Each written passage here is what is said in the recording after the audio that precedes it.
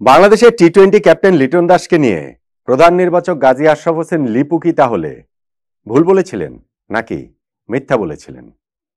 Press কনফারেন্সে, official press কনফারেন্সে প্রধান নির্বাচকের বলা সেই কথাটাকে তো আসলে হেলাফেলা করার উপায় নেই। লিটন আজকে 40 রান করেছেন, কিছু রান তিনি পেয়েছেন। লিটন যদি আজকে 50ও করতেন, লিটন যদি আজকে সেঞ্চুরিও করতেন, তারপরেও আমি এই প্রসঙ্গটা তুলতাম। কেননা ক্রিকেটের সঙ্গে সরাসরি যারা জড়িত, ধরেন ক্রিকেটার, ক্রিকেট বোর্ডের ডিরেক্টর, নির্বাচক, তাদের সঙ্গে পাবলিকের, জনগণের, ক্রিকেট প্রেমী মানুষের যোগসূত্র তো মিডিয়া।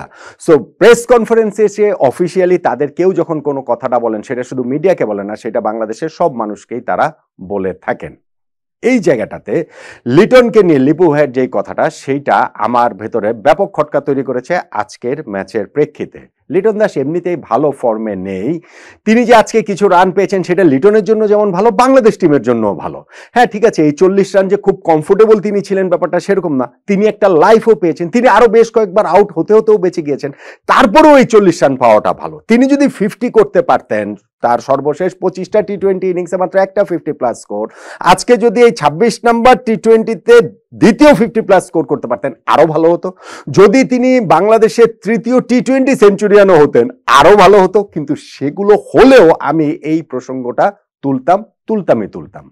হয় এই জায়গাটাতে প্রধান নির্বাচক লিপু ভাই আমাদের ক্যাপ্টেন লিটন দাসের সম্পর্কে ভুল বলেছেন বা মিথ্যা বলেছেন, অথবা টিম ম্যানেজমেন্টের যারা বিভিন্ন পার্ট রয়েছেন, নির্বাচক প্যানেল, প্রধান নির্বাচক, ক্যাপ্টেন, কোচ, তাদের মধ্যে সমন্বয়ের অভাবটা রয়েছে। কেন আমি এই কথাটা বলছি? দেখুন, এই সিরিজ দুইটার জন্য, আরব আমিরাত ও পাকিস্তানের বিপক্ষে সিরিজ দুইটার জন্য যে দল ঘোষণা করেছিলেন, সেই জায়গাটাতে লিপু ভাইকে আমি প্রশ্নটা ইনফেক্ট করেছিলাম যে লিটন দাসকে তারা আসলে কোন পজিশনের জন্য বিবেচনা করছেন, যেহেতু তিনি এখন ক্যাপ্টেন এবং যেহেতু তিনি বেশ কিছুদিন ধরে রানে নেই। লিপু ভাই তখন ক্লিয়ারলি বলেছিলেন যে এই দুইটা সিরিজের জন্য লিটনকে তারা নাম্বার 3-তে বিবেচনা করছেন। লিটন নাম্বার 3-তে খেলার প্রেক্ষিতেই আসলে তিনি রানে ফিরবেন, দলকে তিনি সর্বোচ্চ কন্ট্রিবিউট করতে পারবেন, সেটা তিনি বলেছিলেন। এর আগেও বিভিন্ন সময় লিটন ওই যে একইভাবে আউট হচ্ছেন, লিটন ওই যে ওয়েস্ট ইন্ডিজের সহায়ক উইকেটে গিয়ে যেভাবে আউট হয়েছেন, চ্যাম্পিয়ন্স ট্রফির দল থেকে লিটনকে বাদ দেওয়ার ক্ষেত্রে লিপু ভাই ওই প্রসঙ্গগুলো এনেছিলেন। ফলে তিনি যখন এইখানটাতে নাম্বার 3 রোলটার কথা ক্যাপ্টেনের ক্ষেত্রে বলেন, তখন তো আমরা সেটি আসলে বিশ্বাস করবো যে নো ম্যাটার হোয়াট, রান পান কি পান না, ক্যাপ্টেন তো দলে থাকবেনই। ফলে 3 নম্বর পজিশনটাতে তিনি এই জায়গাটাতে খেলবেন। অথচ সিরিজের ফার্স্ট ম্যাচটাতে আরব আমিরাতের বিপক্ষে আমরা লিটনকে 3 নম্বরে ব্যাটিং করতে দেখেছি। দ্বিতীয় ম্যাচটাতে এসে লিটনকে ওপেনিং এ আমরা দেখলাম। আমার প্রশ্নের জায়গা, আমার খটকার জায়গা ঠিক সেই জায়গাটাতেই। কি কারণে লিটন ওপেনিং এ নেমেছেন? এবং লিটন 40 রান করেছেন, আমি বলছি 50 সেঞ্চুরি করলো, আমি এই কথাটাই বলতাম যে চিফ সিলেক্টর যখন এই সিরিজ দুইটার আগে দল ঘোষণার প্রেস কনফারেন্সে অফিসিয়ালি তিনি বলেন যে 3 নম্বর পজিশনে লিটন খেলবেন, তখন লিটন এক ম্যাচ পরে গিয়ে কি কারণে ওপেনিং এ খেলেন? লিটন ওপেনিং এ খেলতে পারেন না বা পারবেনই না, বা তিনি ওপেনার না, আমি সেটা বলছি না। আমি বলছি যে চিন্তা ভাবনার ক্ল্যারিটির জায়গাটা আমি বোঝার চেষ্টা করেছি টিম ম্যানেজমেন্টের বিভিন্ন পার্টের এই জায়গাটাতে। বাধ্য হয়ে লিটনকে ওপেনার হিসেবে খেলানো হয়েছে। আমি এই থিওরি বাই করতে রাজি না। কেন রাজি না আমি আপনাদেরকে বলি। ধরেন পারভেজ হোসেন ইমন গত ম্যাচের সেঞ্চুরিয়ান, তিনি এই ম্যাচের আমাদের একাদশে নেই। শুরুতে যখন তাকে নেই দেখেছি, অবভিয়াসলি এটাতে আইব্রো রেজ হওয়াটা খুবই স্বাভাবিক। তার কিছুক্ষণ পরে বাংলাদেশ ক্রিকেট বোর্ডের ক্ষেত্রে যেটা হয়, এই প্রেস রিলিজটা তারা আগেও দিতে পারতেন, কিন্তু তারা হচ্ছে গিয়ে একটু জল ঘোলা করে তারপরে তারা অফিসিয়াল প্রেস রিলিজ দিয়ে জানালো যে পারভেজ হোসেন ইমনের হচ্ছে একটা ইনজুরি রয়েছে, যেই কারণে গত ম্যাচে তিনি ফিল্ডিংই করেনি। আজকে তার ফিটনেস টেস্ট হয়েছিল, তাকে খেলার ব্যাপারে ক্লিয়ার, মানে অল ক্লিয়ার সাইন তিনি পেয়েছিলেন, কিন্তু রিস্ক নিতে চায়নি টিম ম্যানেজমেন্ট, সেই জন্য তাকে খেলানো হয়নি ইমনকে। Fair enough. আচ্ছা, এখন এই জায়গাটাতে আমাদের বিকল্প কি ছিল? তানজিদ হাসান তামিমের সাথে সৌম্য সরকারকে ওপেনার হিসেবে খেলানোর বিকল্প ছিল নাম্বার 1। সৌম্য সরকারকে এই ম্যাচটাতেও খেলানো হয়নি, একাদশে রাখা হয়নি। ইমনকে এই সতর্কতার অংশ হিসেবে তাকে না খেলানো সত্য। আমি ধারণা করছি Soumya some kind of injury তিনি ক্যারি করছেন, তা না হলে সৌম্যকে না খেলানোর কোনো কারণ নেই। ইনফ্যাক্ট প্রথম ম্যাচটাতেই তাকে খেলানোর দাবিদার তিনি ছিলেন, এটা আমার কাছে মনে হয়। কিন্তু দেন এগেন ক্রিকেট বোর্ড থেকে এটার কোনো ক্ল্যারিটি নেই। যেহেতু আপনারা পারভেজ হোসেন ইমনের ব্যাপারটা ক্লিয়ার করেছেন, সৌম্যটা বলেনি, তাই তো আমরা ধরে নিতে পারি যে সৌম্য খেলার জন্য এলিজিবল, ফিট, কিন্তু তাকে আসলে একাদশে খেলানো হয়নি। তাহলে আপনি যখন বলছেন যে লিটনকে 3 নম্বরে আপনি বিবেচনা করবেন, কেন তাকে আপনি ওপেনিং এ নিয়ে আসলেন যখন আপনার সৌম্য সরকার অ্যাভেলেবেল আছেন? তাকে আপনি কেন খেলালেন না?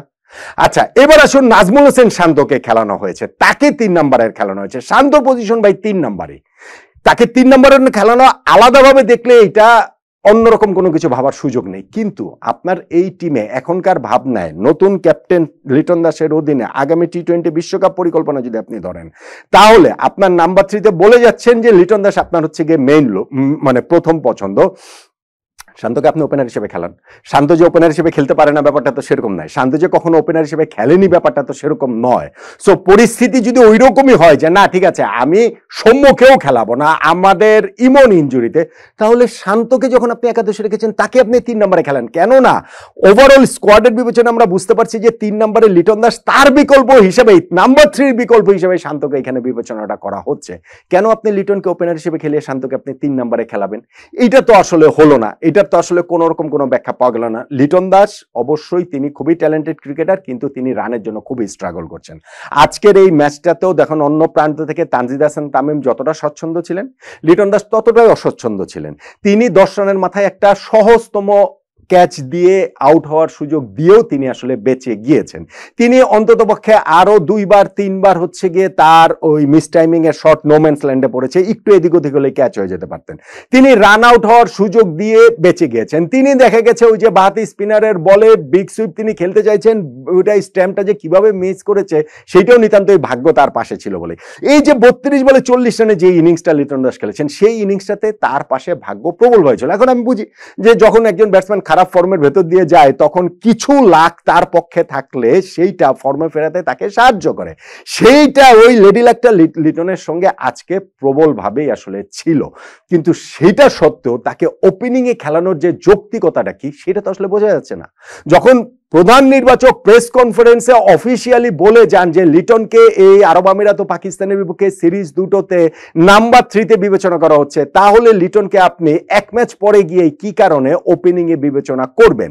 লিটন এখানে কত ভালো করেছেন কত খারাপ করেছেন সেটা আমার বিবেচনা। আমি যেটা আলোচনা করছি সেটা হচ্ছে যে তাহলে প্রেস কনফারেন্সে কি আপনি ভুল বলেছেন? আপনি কি ক্যাপ্টেন কোচ তাদের চিন্তা ভাবনাটা জানতেন না, নাকি যে হচ্ছে একটা মিথ্যা কথা বলেছেন, একটা বিভ্রান্তি ছড়িয়েছেন যে পাবলিক একটা বিভ্রান্ত হয়ে থাকুক যে লিটন কোন পজিশনে খেলবো? ভাই আরব আমিরাতে প্রতিপক্ষকে তো আর আপনি বিভ্রান্ত করার জন্য এটা করেন নাই, রাইট? মানে প্রতিপক্ষ বাংলাদেশের মিডিয়ার প্রেস কনফারেন্সে চিফ সিলেক্টর কি বলেছে সেইটা দেখে যেন তারা আমাদের দল সম্পর্কে সুযোগ না পান, এই জন্য ইচ্ছা করে তিনি ভুল বলেছেন, এইটা আমি আসলে বিশ্বাস করতে রাজি নই কোনোভাবেই। তাহলে এই শুধু শুধু মিডিয়ার সামনে পাবলিকের সামনে এই মিথ্যা তথ্য দেওয়ার ভুল তথ্য দেওয়ার আসলে কারণটা কি? কারণ একটাই হতে পারে যে এই যারা এই টিমের তৈরির সঙ্গে যারা জড়িত তাদের পরস্পরের মধ্যে সেই সমন্বয়ের অভাবটা রয়েছে। হয়তো চিফ সিলেক্টর একভাবে ভাবেন, হয়তো বা আমাদের কোচ একভাবে ভাবেন, হয়তো বা স্বয়ং ক্যাপ্টেনও একভাবে ভাবেন। এইখানে একটা ক্যাপ্টেনের পজিশন ব্যাটিং পজিশনের ব্যাপার, এটা কিন্তু অন্য একটা সাধারণ এলেভেলে খেলোয়াড়ের ব্যাটিং পজিশনের ব্যাপার নয়। সেই ক্যাপ্টেনের ব্যাটিং অর্ডারে যে পজিশনটা হবে বলে চিফ সিলেক্টর প্রেস কনফারেন্সে বলে যান, সেইটা যখন আমরা দেখতে পারি না, দ্বিতীয় ম্যাচে গিয়ে যখন তার ব্যত্যয় ঘটে, যখন সেই 3 নম্বর পজিশন থেকে তাকে ওপেনার হিসেবে তুলে আনা হয়, তখন তো ওই প্রশ্নটাই জাগে যে আইদার আমাদের চিফ সিলেক্টর গাজী আশরাফ হোসেন লিপু ভাই এখানে ভুল বলেছেন, মিথ্যা বলেছেন, বিভ্রান্ত করার চেষ্টা করেছেন, অথবা টিম ম্যানেজমেন্টের এই অংশগুলোর মধ্যে কোচ ক্যাপ্টেন সিলেকশন প্যানেল তাদের মধ্যে সমন্বয়ের অভাবটাই আসলে রয়েছে। তাদের যদি চিন্তা ভাবনার সেই ক্ল্যারিটি না থাকে তাহলে এমনিতেই আমরা স্ট্রাগল করি মাঠে, মাঠে সেই স্ট্রাগলটা তো আমাদের আরোই দীর্ঘায়িত হবে, আরো তো প্রলম্বিত হবে, নয় কি? সো আমরা আমাদের কাছে মনে হয় যে এইটার একটা খুব ক্লিয়ার জায়গা থেকে, এটা শুধু লিটন ক্যাপ্টেন ব্যাটসম্যান সেই হিসেবে বলছি না, তার মানে টিমের প্রত্যেকের রোলের জায়গাটাতে হয়তোবা এরকম বিভ্রান্তির সুযোগ রয়েছে, হয়তোবা তারা নিজেরও খুব ক্লিয়ারলি জানেন না কিভাবে কি হবে, হয়তোবা জানেন না যে হচ্ছে গিয়ে কাকে আমরা টি-20 ম্যাচে ওপেনিং বোলার হিসেবে বিবেচনা করছি, কাকে আমরা ফার্স্ট চেঞ্জে বিবেচনা করছি। হ্যাঁ, আপনার বিশেষ পরিস্থিতির দিকে সেটা তো চেঞ্জ হতেই পারে, কিন্তু আমি বলছি আজকের ম্যাচে লিটনকে যেভাবে 3 নম্বর থেকে ওপেনার হিসেবে তুলে আনা হলো, আমি এই জায়গাটার আরো অনেকগুলো বিকল্প ছিল, সেইটা না করা সত্ত্বেও লিটনকে 3 নম্বর বিবেচনা করলে সেই 3 নম্বরে খেলিয়েই লিটনের ফর্মে ফেরাটা বাংলাদেশ ক্রিকেটের জন্য ভীষণ ভীষণ ভীষণ রকম জরুরি। কিন্তু এই সবগুলো stakeholder coach captain selection প্যানেলের মাঝখানে সমন্বয়হীনতার একটা উদাহরণ হিসেবে প্রবাবলি লিটন দাসের এই আবারও ওপেনার বনে যাওয়ার এই ঘটনাটা আরব আমিরাতের বিপক্ষে দ্বিতীয় টি-20 ম্যাচের সেইটা থেকে গেল। আমি জানি আপনারা অনেকেই হয়তো এটার সঙ্গে একমত হবেন না যে লিটন তো ভাই কিছু রান পেয়েছেন। আমি আবারও বলছি, লিটন কিছু রান মানে কি? লিটন যদি এটাতে 50ও করতেন, সেঞ্চুরিও করতেন, আমি এই প্রসঙ্গটা তুলতাম। কেননা এই জায়গাটাতে টিম ম্যানেজমেন্টের এই পার্টগুলো তাদের চিন্তা ভাবনার স্বচ্ছতাটা বোঝার জন্য এই প্রসঙ্গের অবতরণটা জরুরি ছিল বলে আমার কাছে অন্ততপক্ষে মনে হচ্ছে। আপনি আমার সঙ্গে একমত হতে পারেন, নাও হতে পারেন।